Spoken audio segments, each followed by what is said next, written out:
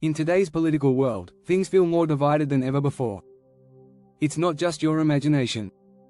Studies show that the gap between political parties has grown wider over the years, and the divide is deeper than ever. A 2019 report found that 55% of Americans now view the other party as a threat to the nation's well-being. That's double the number from just 20 years ago. But why is this happening? What's driving the massive polarization we see today? And more importantly, is this divide even avoidable? In this video, we'll explore the surprising forces at play. From the rise of social media echo chambers to the ways culture has become weaponized, we'll dive into how modern politics became so fractured. Plus, we'll take a closer look at the future. Could the two-party system collapse? Can compromise still exist in such a divided world? Stay tuned, because the answers might shock you. Chapter 1: The Echo Chamber Effect. Why we only hear what we want. In today's digital world, it's no secret that social media can shape how we think. The algorithms behind platforms like Facebook, Twitter, and YouTube are designed to show us more of what we already agree with. This creates an echo chamber effect. According to a study from MIT, misinformation spreads 6 times faster than the truth on Twitter. The more we click on things that confirm our views, the more we see those views reinforced. It's easy to believe that the internet connects us, but in reality, it isolates us. Imagine being trapped in a room with voices that only say what you already think. You'd never hear new ideas or different perspectives. That's exactly what happens when our social media feeds are flooded with content from people who think just like us. This doesn't just happen by chance. Platforms like Facebook and YouTube use algorithms to predict our preferences and deliver more of the same. The result is a cycle of self-reinforcement that deepens the divide. People end up in filter bubbles, where everything around them aligns with their beliefs. Over time, this distorts our understanding of the world. The consequences of echo chambers are not just personal. They're political. Research from the Pew Research Center shows that Americans have become more polarized in the past 2 decades. In 1994, about 30% of Republicans and Democrats held extremely negative views of the opposing party. By 2019, that number had jumped to 55%. Social media is a key driver of this shift.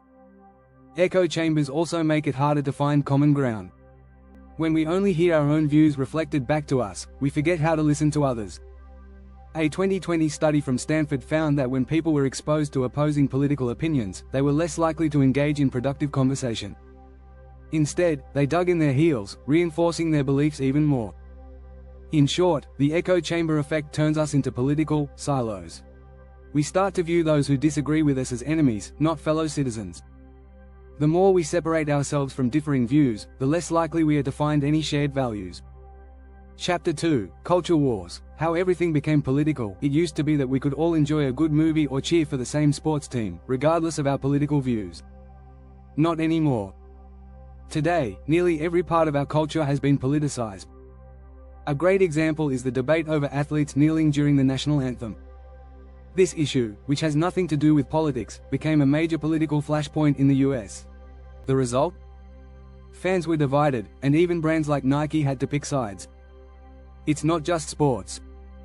Pop culture, entertainment, and even food choices have become tied to political ideologies.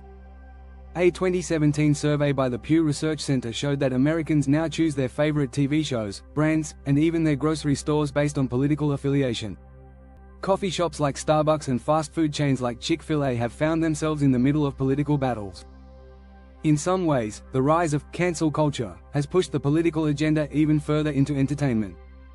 Artists, actors, and influencers who express controversial opinions risk losing their platforms. This forces many people to walk on eggshells, avoiding anything that could be seen as too political or too controversial. But why has this happened? One factor is the decline of traditional media. Cable news, once the primary way people got their information, is now in rapid decline. Instead, people turn to social media for news and entertainment, which often blurs the lines between the two. In fact, a 2020 Gallup poll showed that nearly half of Americans get their news from social media, a huge increase over the last decade.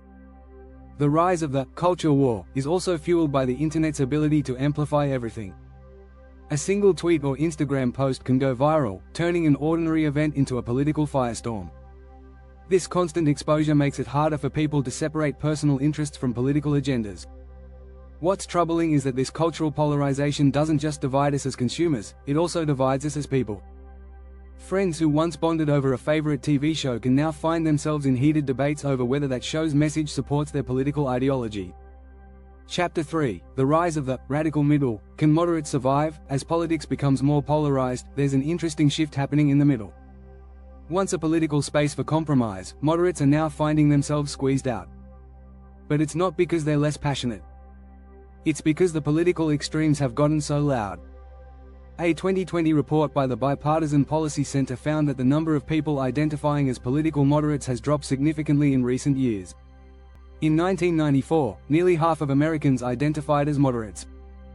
By 2020, that number had fallen to just 30%. So, where are these moderates going? Many are either moving to one side or abandoning politics altogether. But some moderates are pushing back. They are calling for a return to more civil discourse and an emphasis on compromise. The radical middle is a term used by those who believe that moderation is no longer a safe space but a political act in itself. They believe that the future of politics lies in the middle ground, where people are willing to listen, understand, and make deals. The problem is, the louder voices are always on the extremes. When politicians or pundits shout from the far left or far right, their messages are often amplified by the media. This leaves moderates struggling to be heard. Data from the Pew Research Center shows that partisanship has increased to the point where even centrist policies are seen as controversial. Despite the challenges, some political leaders are trying to navigate this middle ground. Former President Barack Obama was known for his efforts to bring people together, but his presidency faced constant pushback from both extremes. Still, Obama famously said, "I am not a particularly ideological person. I am a pragmatist. The future of the radical middle will depend on whether there's a demand for this kind of leadership." If people continue to turn away from extreme partisanship and seek out practical solutions, the middle ground could make a strong comeback. But for now, it remains an uphill battle. The louder voices on the far ends are still in charge, pushing the nation ever further apart. Don't forget to subscribe and hit the notification bell so you don't miss out on more insightful content about the future of politics. Chapter 4: Bipartisanship is dead. Or is it? The idea of bipartisanship once symbolized the heart of American democracy. It was the art of compromise, where people from different political parties worked together to find common ground. But today, bipartisanship seems like a distant memory. Data from the Pew Research Center reveals that Americans are more divided now than at any time in recent history, with the two parties moving further apart. In 1994, only 30% of Democrats and Republicans held extremely negative views of each other. By 2019, that number had nearly doubled to 55%. Why has bipartisanship become so difficult? One reason is the rise of tribalism in politics. As parties became more polarized, people started to view their political affiliation as part of their identity. It wasn't just about policies anymore, it was about belonging. This shift has made it harder for people to compromise without feeling like they're betraying their values. Another factor contributing to this breakdown is the role of money in politics. Politicians now rely heavily on donations from interest groups that want to see their specific agendas passed. This means that working across the aisle to find a middle ground is often seen as a betrayal to donors. A 2018 study from Princeton found that the preferences of average voters have little influence on U.S. lawmaking, while the views of wealthy interest groups have a huge impact. Yet, bipartisanship isn't entirely dead. It's still possible to find common ground, but it requires a new approach. Instead of seeking broad, sweeping compromises, some experts suggest focusing on smaller, more specific issues where agreement is possible. For example, criminal justice reform has seen cooperation from both sides in recent years, with the 2018 First Step Act passing with bipartisan support. There's also a growing movement calling for kitchen table issues to be prioritized. These are the everyday problems people face, like affordable healthcare, infrastructure, and education. By focusing on practical solutions instead of ideological purity, lawmakers might be able to bring Americans together on common ground. But for now, the reality is that partisan politics reigns. As long as the political system rewards division and discourages compromise, true bipartisanship may remain an uphill battle. However, history shows us that when the public demands it, change can happen. Chapter 5: Information Overload, the Paradox of Choice in Politics. In today's world, information is everywhere. From TV news to social media, podcasts to blogs, there's no shortage of opinions, facts, and analysis. But while this might sound like a good thing, it can actually be overwhelming. In fact, a 2020 study from the University of California found that the average person now consumes over 100,000 words of information every day. That's equivalent to reading a novel. This constant flood of information can lead to what's known as information overload. When there's too much to process, our brains often shut down and look for shortcuts. Instead of critically evaluating all the facts, people begin to rely on their biases and pre-existing beliefs to filter out the noise. This leads to a phenomenon called cognitive ease, where people prefer information that confirms their opinions and ignore anything that challenges them. The internet has made it easier than ever to find information that aligns with your views. But here's the catch: the more we're exposed to content that fits our beliefs, the more polarized we become. A 2017 study from the University of Oxford found that the more someone engages with politically biased content online, the more extreme their views become. This isn't just happening on the fringes. Mainstream politics is being shaped by these same forces. One of the reasons this information overload is so dangerous is that it makes it harder to find trustworthy sources. Fake news, conspiracy theories, and misleading headlines are all over the internet, and they spread faster than the truth. According to a 2018 study from MIT, fake news spreads 6 times faster than true stories on Twitter. As a result, it's harder for people to distinguish between fact and fiction. In this sea of information, people often retreat into filter bubbles. These are digital spaces where people are only exposed to information that confirms their worldview. In fact, a 2019 study from the Pew Research Center showed that 62% of Americans get their news from social media, and these platforms tend to prioritize content that sparks outrage or emotional reactions. This creates a cycle where people's political views become more extreme, all because they're not being exposed to diverse perspectives. The solution to information overload is not to avoid information, but to seek out more balanced sources. This might mean stepping outside of our social media bubbles and intentionally engaging with different viewpoints. Some experts recommend consuming news from sources across the political spectrum to get a fuller picture of any issue. In the end, the goal should be to promote critical thinking and a more thoughtful approach to politics. Chapter 6: The End of the Two-Party System, A Future of Political Fragmentation. For decades, the two-party system has been the backbone of American politics. Democrats and Republicans have dominated the political landscape, with third parties largely sidelined.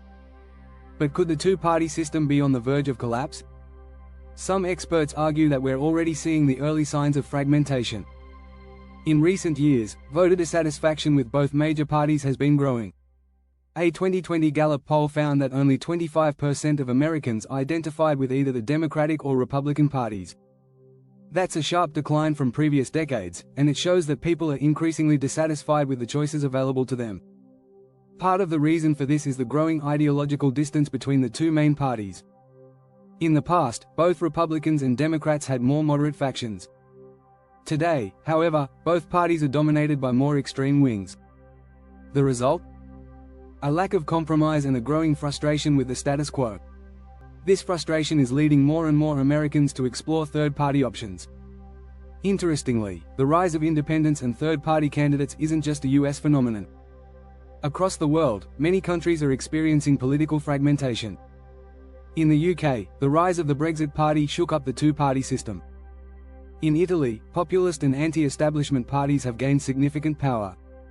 If this trend continues, we could see the decline of the traditional two-party model and the rise of a more fragmented political system. But what would a multi-party system look like in the US? It could mean more coalition governments, where multiple parties work together to form a majority. This could lead to more cooperation and less gridlock. However, it could also lead to even more polarization, as smaller parties might pull the political conversation even further to the extremes. As we look toward the future, the two-party system may not be as stable as it once seemed.